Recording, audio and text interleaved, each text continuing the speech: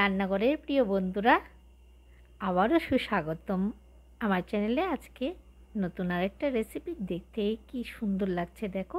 তো তার জন্য আমি আগে মশলাটা তোমাদের সাথে শেয়ার করছি। চিনি, নুন, রসুন বাটা, আদা বাটা, তারপরে হচ্ছে যে জিরে গুঁড়ো, হলুদ গুঁড়ো আর লঙ্কা গুঁড়ো। মানে জাস্ট এইটুকু মশলা দিয়ে এত সুস্বাদু একটা রান্না তৈরি করব। সাথে দুটো আমি তেজপাতা নিয়ে নিয়েছি। আর এখানে নিয়েছি দেখো কিছু কাঁচা লঙ্কা আর হচ্ছে কিছু মানে গলা মেটে মানে মুরগির মাংসের মানে ছাড় যেটাকে বলো সেটাই। তো সেগুলোকে আমি একটু ছোট ছোট করে কেটে নিয়েছি, ধুয়ে পরিষ্কার করে নিয়েছি, একটু হালকা গরম জল দিয়ে ধুয়ে নিয়েছি। কারণ মেটে থেকে যে জলটা বেরোয় এটা একটুখানি কালচে জল বেরোয়, তাই একটু গরম জল দিয়ে ধুয়ে নিয়েছি। এবার কড়াতে আমি পরিমাণ মতো তেল দিয়ে এখানে আমি ডুমো করে পেঁয়াজ কেটে দিয়েছি দুটো বড় বড়। এবার পেঁয়াজটাকে একটু ভাজতে থাকবো। তো বন্ধুরা, নতুন কোনো রেসিপি রান্না করলে যদি সুস্বাদু হয় ভীষণ ভালো লাগে, তাই আমি তোমাদের কাছে শেয়ার করে দিলাম। তো দেখো পেঁয়াজটা ভাজছি। তারপর বন্ধুরা দেখতে থাকো কি কি করছি আমি পরপর। এখানে আরও একটা জিনিস তোমাদের সাথে প্রথমে শেয়ার করে নিই, এটা দেখতে পাবে এখনই। তো পেঁয়াজটা একটু হালকা ভাজা ভাজা যখন হয়েছে, তো আমি এখানে দুটো তেজপাতা দিয়ে দিলাম। যে দুটো তেজপাতা নিয়েছিলাম সেই দুটো তেজপাতা দিয়ে দিলাম। এবারে আরও কিছুক্ষণ ভাজা হোক। তারপর দেখো দেখো এখানে আমি মুগের ডাল নিয়েছি 1 কাপ মতো, ছোটো কাপে ধুয়ে জল ঝরিয়ে নিয়েছি। এটা একটুখানি হালকা ভিজিয়ে দিয়েছিলাম আমি। তো ডালটাকে এবার এখানে আমি পেঁয়াজের সাথে দিয়ে দিয়েছি। তো এবারে দেখো ডালটা আমি এখানে পেঁয়াজের সঙ্গে বেশ কিছুক্ষণ ভাজতে থাকবো। তোমরা দেখতে পারবে ডালটা কেমন ভাজা হয়ে আসলে কেমন ফুলে ফুলে উঠবে। তো দেখো আমি ভেজে নিচ্ছি ডালটা। তো বন্ধুরা, এই রেসিপিটি কিন্তু অসাধারণ, তোমরা কিন্তু অবশ্যই একবার বাড়িতে কিন্তু ট্রাই করবে। এটা রুটি দিয়ে, পরোটা দিয়ে এবং গরম ভাত দিয়েও ভীষণ ভালো লাগে। আমি কিন্তু ভাত দিয়ে খেয়েছিলাম, এটা দুপুরে খাবারের জন্য করেছিলাম। এবারে দেখো ডালটা অনেকটা ভাজা হয়ে যাওয়ার পরে আমি কিন্তু এখানে মাংসটাও দিয়ে দিলাম, মানে ছাড়টা দিলাম। এখানে ছাটের থেকে এমনিতেও মাংস আছে যেগুলো একটু হাড়টার বেশি আছে, ওগুলো আমি একটুখানি ছোট ছোট করে কেটে দিয়ে দিয়েছি। তো এবারে মাংসটা, ডালটা আর পেঁয়াজটা এটাকেও কিন্তু বেশ কিছুক্ষণ আমি উল্টে পাল্টে ভাজতে থাকবো। কিন্তু তেল কিন্তু খুব বেশি দিইনি, এখানে মাংসের মধ্যে কিন্তু একটু সামান্য চর্বি লেগে আছে। তো ওটাতে কিন্তু অনেকটা ভাজা হয়ে যাবে, গরমে আস্তে আস্তে চর্বিটা গলে গলে অনেকটা ভাজা হয়ে যাবে। তো এখানে আমি কিন্তু বেশি তেল ব্যবহার করিনি। তো এবারে একটু হলুদ গুঁড়োটা দিয়ে দিচ্ছি এখানে।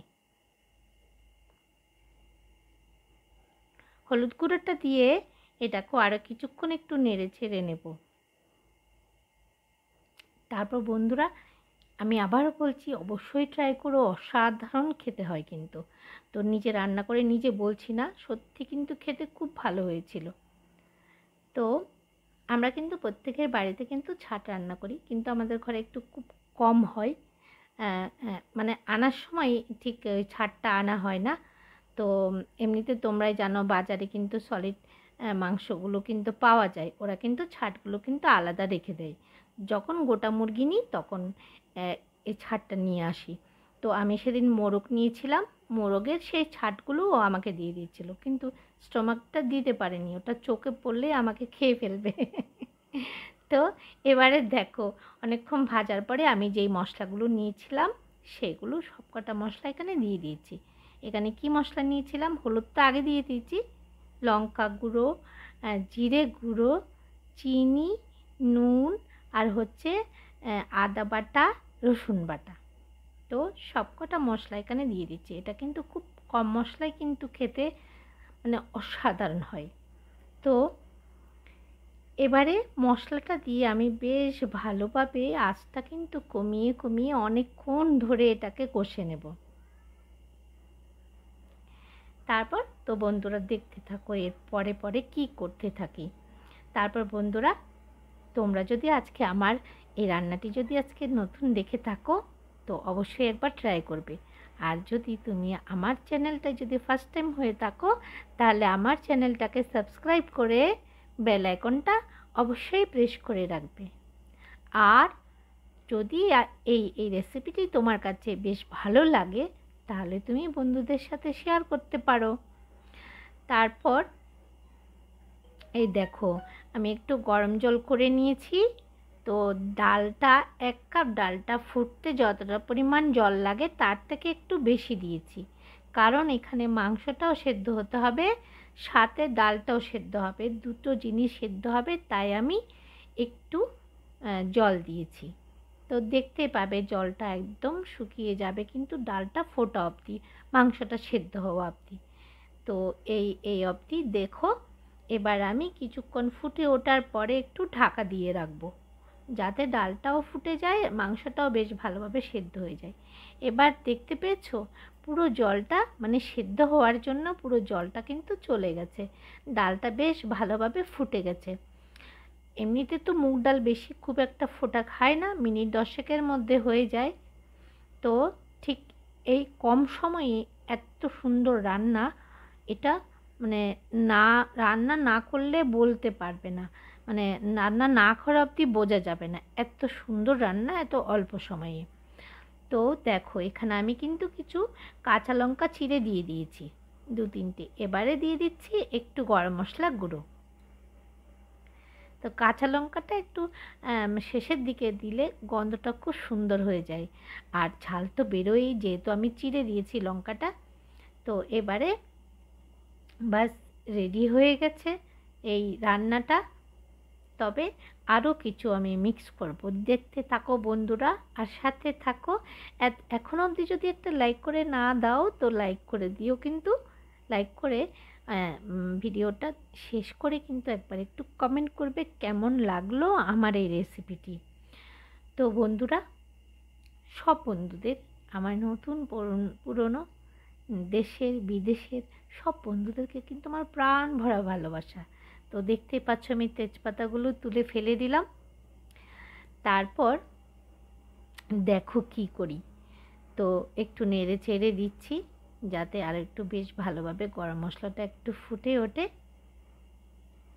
তারপর এখানে আমি দেখো পেঁয়াজ একটু বেরেস্তা করে রেখেছিলাম, ওইটা একটুখানি দিয়ে দিয়েছি। যখন করি একটু বেশি করে করে নিই, তো ওটা ফ্রিজে যদি তুমি কৌটো করে রেখে দাও ওটা অনেক দিন অবধি ভালো থাকে। তো পেঁয়াজ বেরেস্তাটা আমি সেই পোলাও বানিয়েছিলাম, মানে মোরগ পোলাও সেদিন করেছিলাম, অল্প রেখে দিয়েছি। এবারে আমি একদম বাটিতে নিয়ে নিয়েছি।